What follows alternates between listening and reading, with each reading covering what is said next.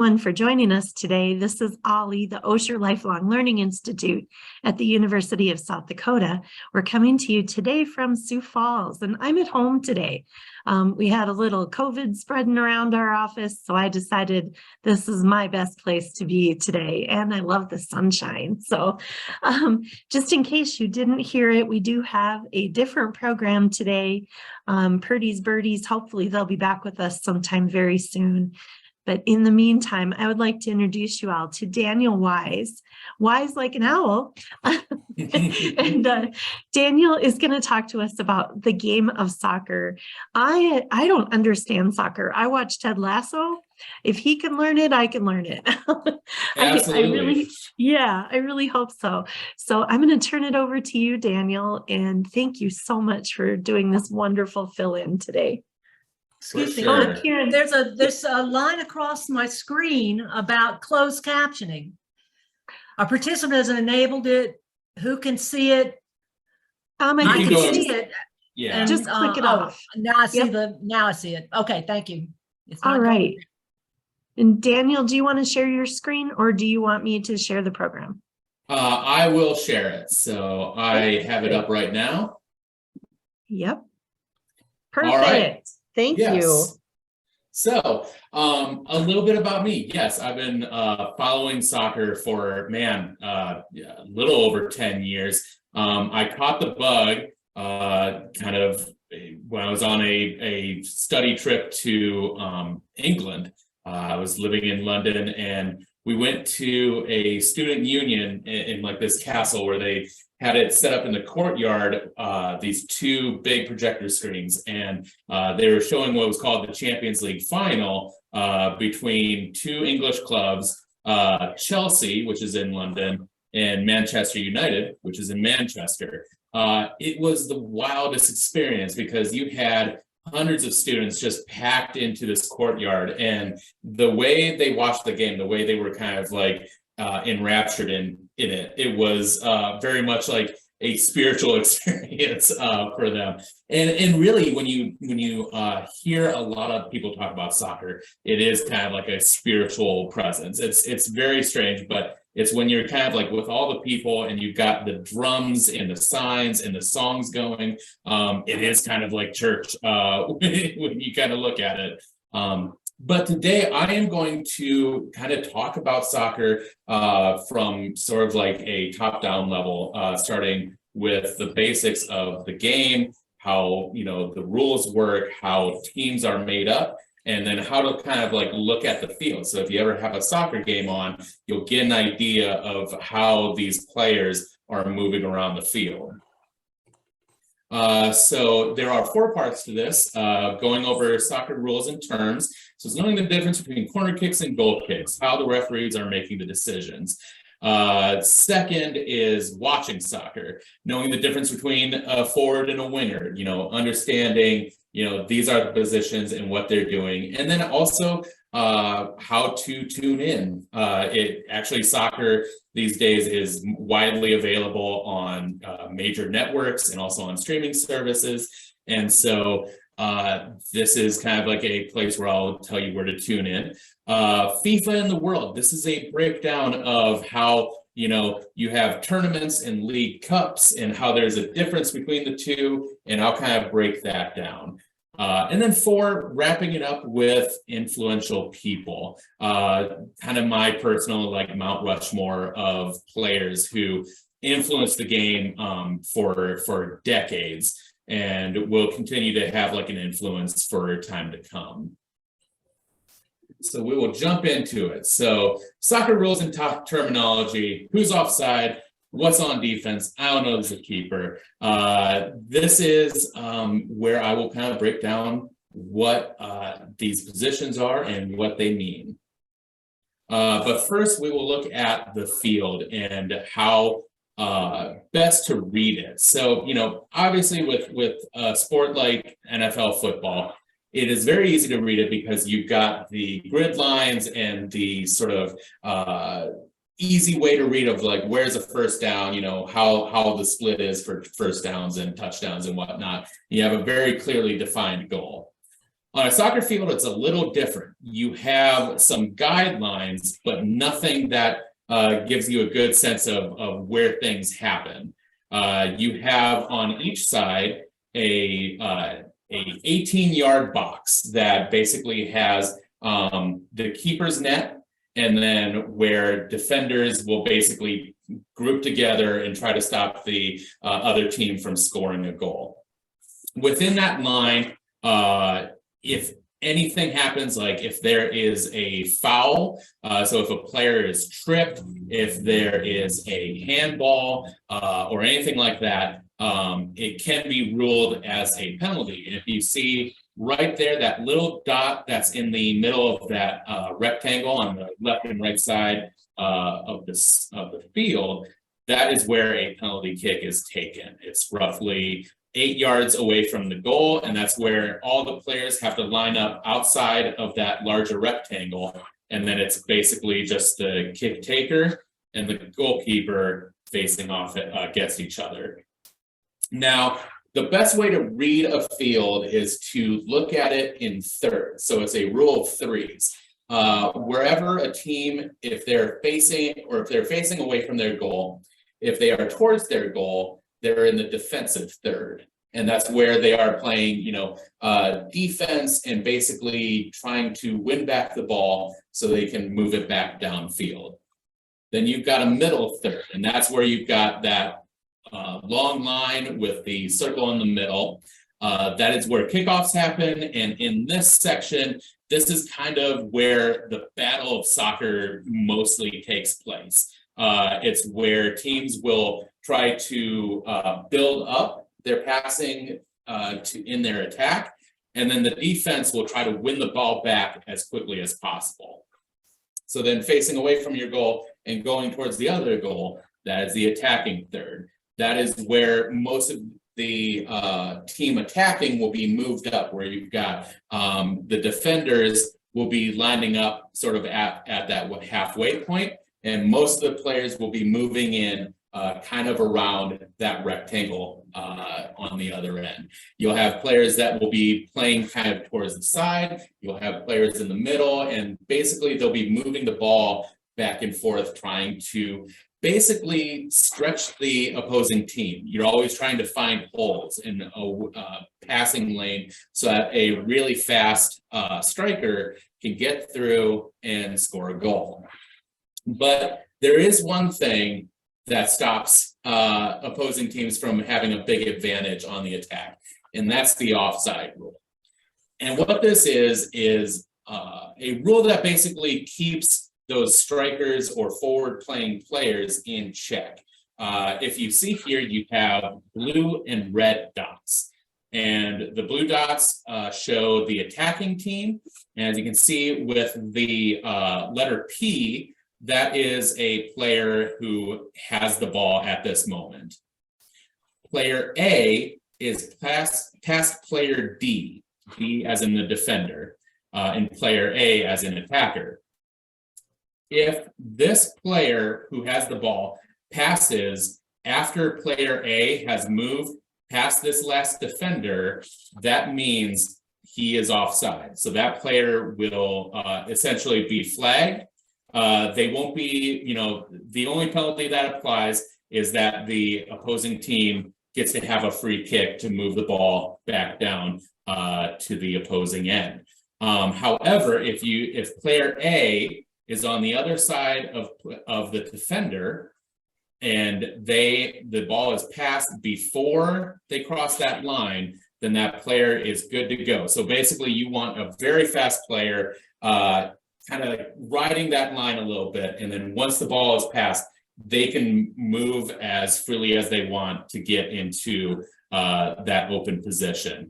So it's a confusing rule. It messes everyone up, but that is basically the easiest way to understand it. And I think once you understand that rule and seeing how players are lining up, then you'll understand when that call is made. So then let's talk about referees and how many are involved. So they're entrusted with basically keeping the flow of the game going. Thing that I love about soccer the most is that there is almost no downtime. And when there is, it's basically when a player has been injured. You don't have cuts to commercials. You don't have players wasting a lot of time or anything like that. The referee is always trying to keep things moving. And there are 5 referees involved in the game.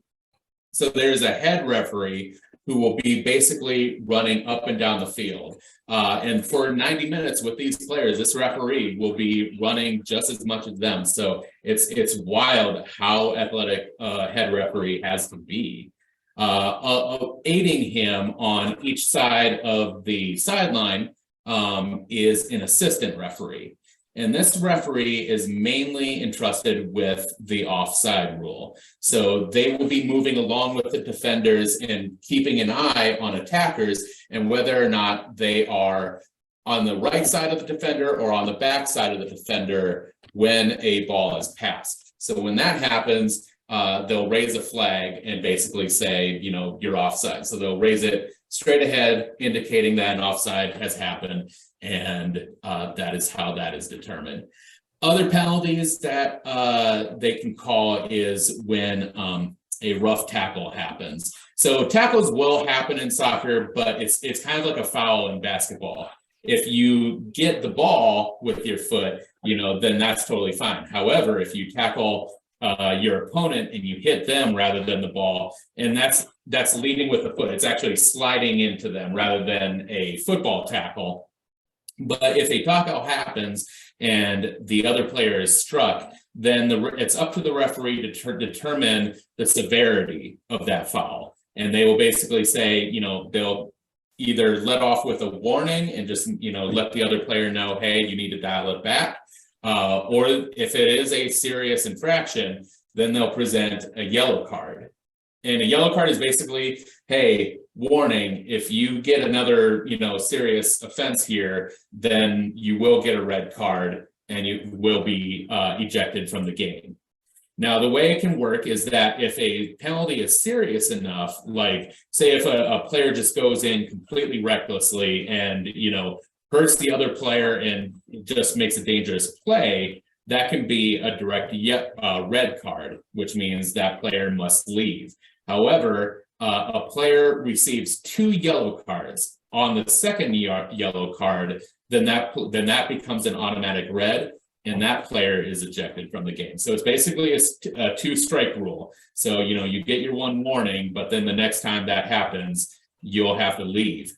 And that can be very detrimental to teams because when a player is ejected, the team must play the rest of the game with 10 people. So it's 11 on 11 until penalties happen or red cards happen, and then it can become 10 men, it can become 9 men. I've seen games with as few as 7 men on a team because the penalty infractions were so numerous. So obviously, you know, teams want to avoid that. And this next here is a look at how a head referee moves with his assistant referees. You have the head referee moving here, assistant referees moving along the sidelines. Now, the 2 other referees that are involved is a timekeeper referee, and basically they will indicate when at half, when there is extra time. So what this means is that in a 90-minute game, there are 2 45-minute halves. And the referee will basically say, this is how much time is left. And if there's been injury time, which I'll get into later, they will say, here's how much extra time is needed in the half. There is a 5th referee, which is the video assistant referee.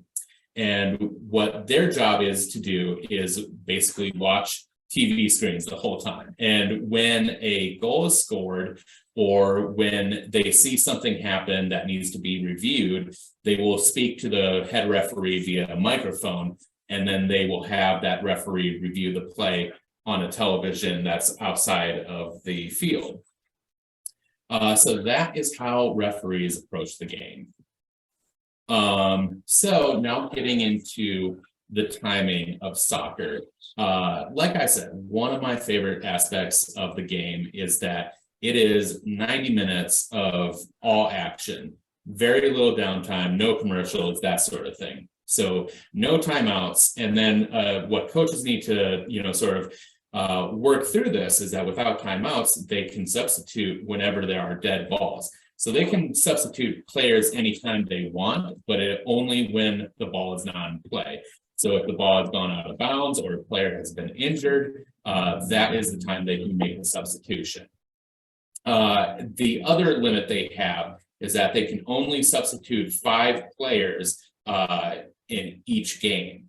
Now, it used to be a rule that it was only 3 substitutions per game. So you have a team of 11 players on the field, and then the coach has to decide throughout the course of the game when they will make those subs and which 3 players they will substitute onto the field.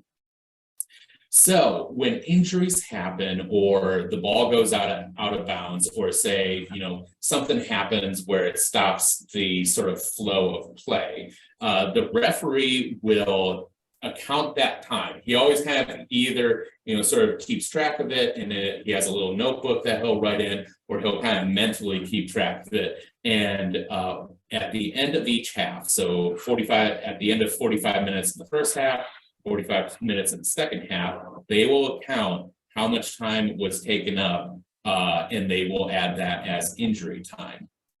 And what that means is that they take that time that's been used as dead time, and then they will extend past that 45 minutes. So you can have, 45 minutes plus 3 minutes, or even as much as 10 minutes extra time at the end of each half, just depending on what happened during the course of play.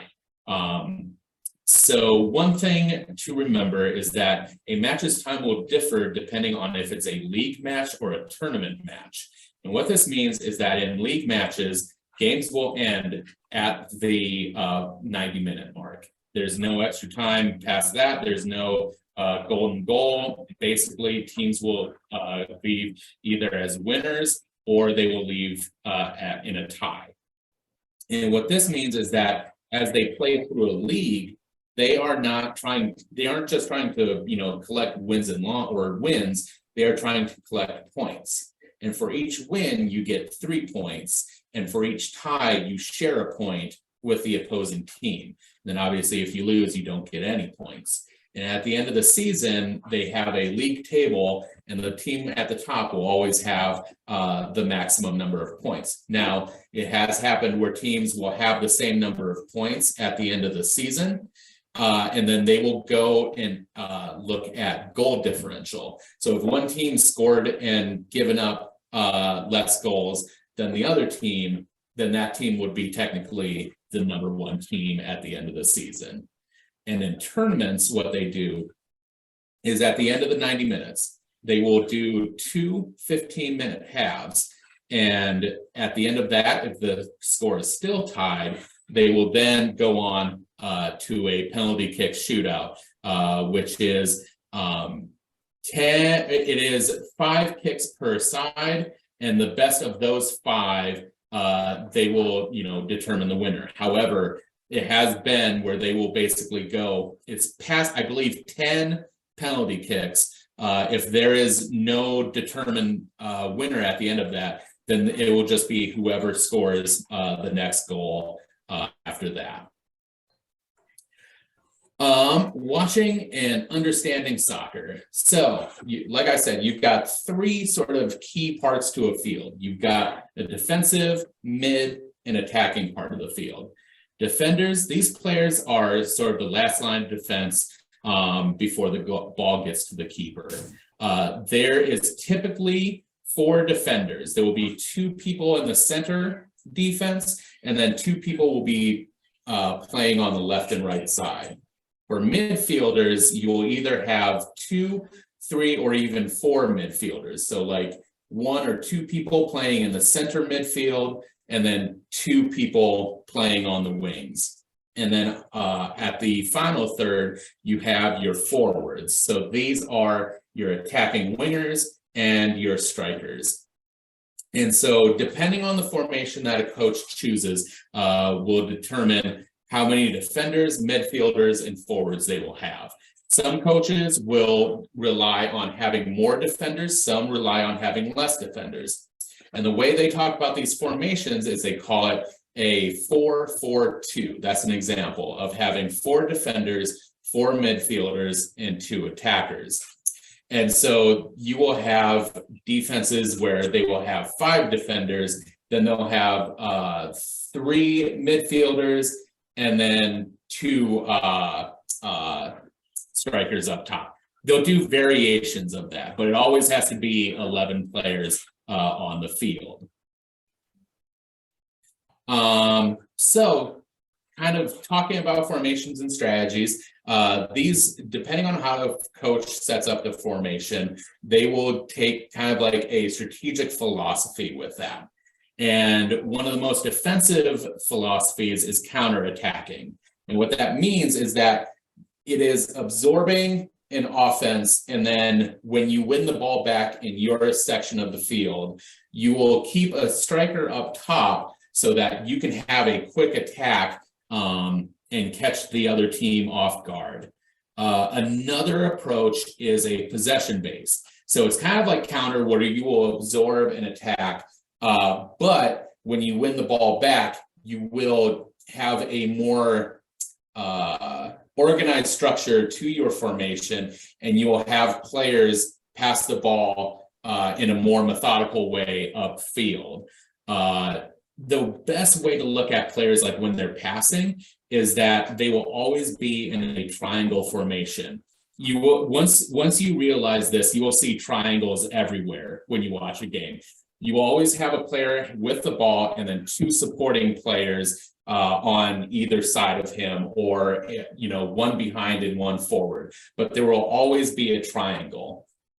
And next, sort of going in the opposite direction of sort of like those more conservative defensive tactics, there is a highly offensive high pressure tactic. And what this basically means is that teams don't want the other ball coming into their side of the field. They want all of their players to play forward and to basically harass their opponents. They want them, kind of playing man to man, cutting off lanes and stealing the ball back as quickly as possible.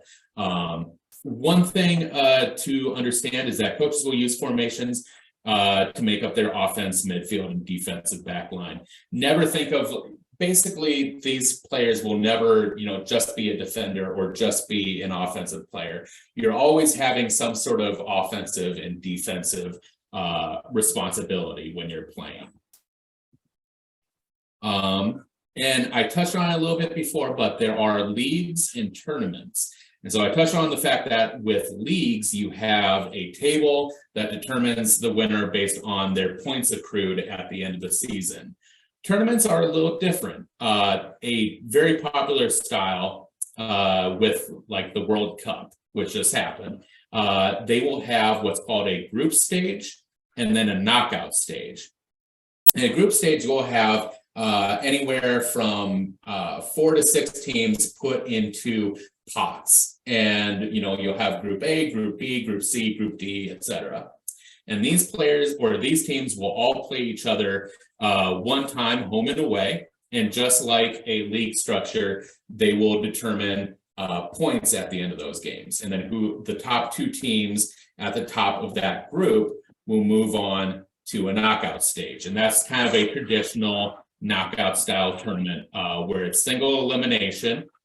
Teams will play either one-off games, or they may play a home and away game with an aggregate score that determines a team moving forward in the tournament. Basically, an aggregate score is taking teams their home score and their away score and the differential from that. And then whoever has the most goals at the end of that series will move on to the next round of the tournament. So then now that you've had kind of like this primer of like how to watch soccer, where do you watch soccer? It's easier now than it used to be, because I remember, man, 10 years ago, you had to go on very shady internet sites to catch a low quality stream to watch your favorite team. But now, this largely international sport has really gained traction here in the United States. And here are some of my recommendations for catching some games. NBC and Peacock, they have exclusive rights to the English Premier League. It's arguably the most popular league in the United States, and I would say arguably the world. They play their games typically Saturday and Sunday mornings. They're the easiest to catch. Games will start around 6 a.m. and then they'll play till around 11:30 because of the time difference. But you can catch those games every Saturday and Sunday morning on NBC and Peacock. Next is Paramount Plus and CBS. They carry Italy's Serie A league, and that's their top league, and the UEFA Champions League. This one I'll touch on a little bit more in depth because UEFA is really, think of it as like the NFL of watching soccer. They take the best teams of the top European leagues and they basically put them in that group stage style tournament every year. And really it's the best way to watch like the best soccer that's on TV right now. So if you catch Paramount Plus on Tuesdays, Wednesdays, and Thursdays at 1:30, they will be playing right now, actually. They just entered the tournament stage of the Champions League. Starting this spring and going through the summer is the National Women's Soccer League, and that is our professional women's soccer league. So then moving on, you've got ESPN and ESPN Plus. They show Germany's top league, the Bundesliga, and then Spain's top league, La Liga. It is very tough to kind of like jump into one of those, but if you have like some German heritage or some Spanish heritage, something like that, or even Italian heritage, you can kind of dive into those networks and check out those games and just watch random games and see if there are any teams that sort of connect with you. Moving on, going to talk about FIFA and the way it structures World Soccer. How am I doing on time, by the way? Where am I at? Daniel, we're down to about 2 minutes left. Oh boy. So FIFA oversees 211 national associations, which are divided into 6 confederations, which are listed there. And they are largely responsible for promoting and organizing tournaments, particularly the World Cup. Teams, they do business differently than a lot of teams in the United States. They do it through youth academies, free agents, and transfer market, which basically means another team can approach a team and say, hey, we want to buy this player, here's what we're willing to offer, and then they can basically hash out a deal. There are 2 windows that happen, once in the summer and once in the winter. And basically those are the windows in which that will happen. And then here's soccer's influences. These are some top players that have made a huge impact in the game. Look these guys up. They have interesting stories. Johan Cruyff, he's a Dutch soccer player. Diego Maradona, hugely influential Argentinian player. Pele, probably the first, international superstar when it came to soccer. He was kind of the Tom Brady and Michael Jordan, before any of those kinds of players came along. Landon Donovan, probably one of the most influential American players to ever play the game. And then Mia Hamm, you ask any, I would say woman or girl who is into soccer these days, that is a name that comes up because the impact she had in the 90s was profound. She was all over the place. And really the women's game is where it is today because of players like her who really forged the way for the women's sport. I learned all about life with the ball at my feet. That's a quote from Ronaldinho. He's another fantastic player who is hugely influential. And like I was saying earlier about kind of the spirituality of football, for a lot of people, it is life. It is a profound sport for them. And then here are some handy resources for news and then histories and stories, just interesting sites to check out and learn more about the sport. And that's it. How am I doing? You are great, right on time. Great.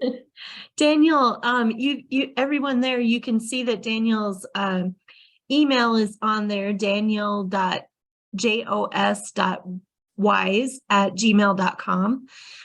Please, if you have some questions, I know we have a couple in the chat, but in the sake of keeping everybody on track and on time, if you need to leave right now, please feel free to log off.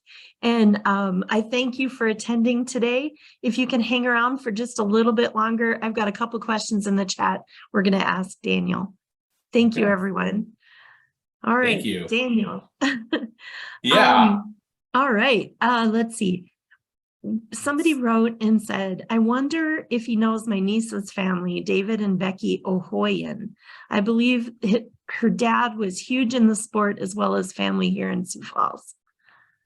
You know, I am an Aberdeen native, and I just moved to Sioux Falls about 7 or 8 months ago. So not super familiar, but I am very excited to get involved with Sioux Falls City FC, the new women's professional team in Sioux Falls. So yeah, I hope to run into that person if that's possible. Super. Okay, next question. Do they substitute when one player has a yellow card? So yes, that is a big time where if a coach is, and this will happen with defensive players or midfield players, if they are an aggressive type, that will weigh heavily on the coach's decision. That doesn't make the coach very happy because say if a player gets hurt later or a player gets, really tired, that's one less option that they are able to work with going forward. We also have a comment that they really liked your slide title was your timey-wimey one. The Doctor Who reference. I had a bunch of references thrown in there. That's awesome. Yeah. Jenny writes, my sister-in-law scored goals on Mia Hamm in Olympic training camp. Oh, that's wild. Oh, that's so awesome. That. Yeah, that's amazing. There's Jenny. For Thea that knows Clint, my husband, Clint is also a soccer player, and his sisters, all three of his sisters did Olympic training camp, and his middle sister was a record holding goalie for UNL for a while. So yeah, that was crazy to go down to Nebraska and after games the players would have to sign autographs and stuff. We'd have to wait for her to go for beer and pizza afterwards because they've got to sign autographs. So that's incredible. And now none of them play anymore. They're all retired. But And Jenny also says, ole, ole, ole. Yeah, awesome. In South Dakota, that might be interpreted as "oli, oli, oli," though, because we're Norwegian.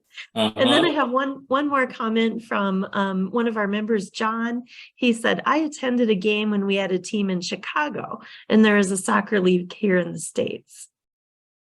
Yeah, so Chicago, they still have a Major League Soccer team, the Chicago Fire. Yeah, they're an exciting team to watch, and there is actually a team over in Minnesota. You have the Loons, Minneapolis City FC. So if you're ever in Minneapolis on a weekend, that's definitely worth checking out because their stadium over there is gorgeous.